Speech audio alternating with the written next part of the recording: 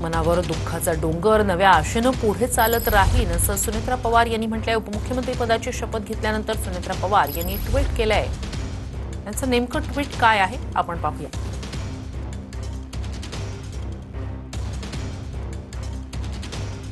आदरणीय अजितदादांनी आयुष्यभर शेतकरी, कष्टकरी, महिला, युवक आणि वंचित घटकांसाठी जगण्याचा मंत्र दिला।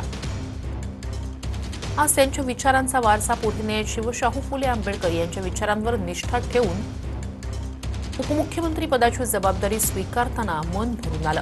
दादांच्या अकाली जाण्यानं मनावर दुःखाचा मोठा डोंगर कोसळला असला तरी त्यांनी शिकवलेली कर्तव्यनिष्ठा, संघर्षाची ताकद आणि जनतेप्रतीची बांधिलकी हाच माझा खरा आधार आहे। त्यांच्या स्वप्नातील न्यायप्रिय, समताधिष्ठित आणि विकसित महाराष्ट्र घडवण्यासाठी अखंड प्रामाणिकपणे काम करत राहीन असं ट्विट सुनेत्रा पवार यांनी केलं। या कठीण क्षणी महाराष्ट्रातील जनतेनं दिलेली प्रेमाची साथ हेच माझं बळ आहे असंही या ट्विटमध्ये सुनेत्रा पवार यांनी म्हटलंय।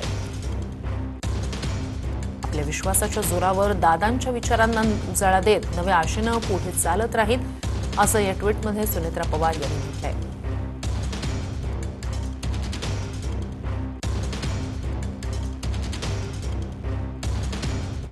तर अजित पवारांचा पक्ष सुरक्षित ठेवण्यासाठीच घाईत शपथविधी झाला।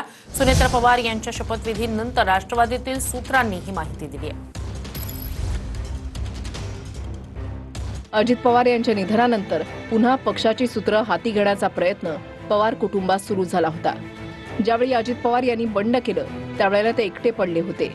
अजितदादा एकटे एकीकडे आणि संपूर्ण कुटुंब दुसरीकडे अशी स्थिती निर्माण झाली होती। पवार कुटुंबातील एकही व्यक्ती अजित पवार यांच्या बाजूने नव्हती। अजित पवार यांनी ज्या परिश्रमानं पक्ष उभा केला, पक्ष सुरक्षित ठेवणे हे पत्नी म्हणून सुनेत्रा पवार यांनी कर्तव्य मानलं। पतीचं काम टिकवणं याला या दुःखातही पत्नीनं कर्तव्य मानलं। आधी सुनेत्रा पवार यासाठी तयार नव्हत्या, पण तुम्ही असं केलं नाही तर अजित पवार यांचं स्वप्नच अधुरं राहील। पक्ष हातातून गेला तर अजित पवार यांनी पाहिलेलं स्वप्न अधुरं राहील याचं भान राखत त्यांनी जड अंतःकरणानं होकार दिला। त्यामुळे आधी पक्ष आणि नंतर विलिनीकरण चर्चा असा निर्णय अजित पवार यांच्या कुटुंबियांनी घेतला।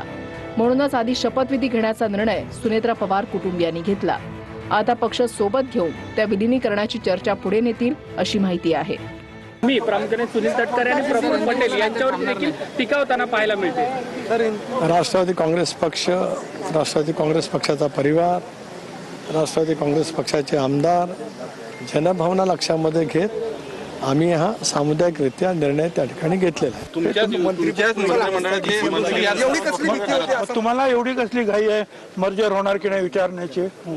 3 दिवस नाही झाले, तुम्ही का विचारता?